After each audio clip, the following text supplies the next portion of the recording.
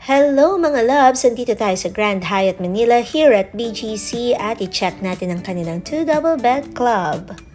This is the toilet room and then this one, has a bathtub.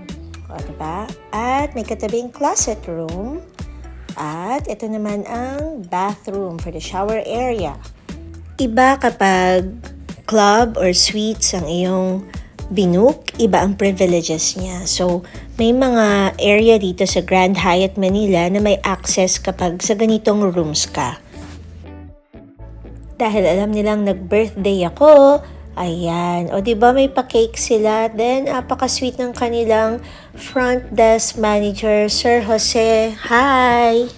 Our room has the city view. Yan ang buong BGC. Ma-enjoy nyo dito mga loves dahil ang kanilang customer service is superb.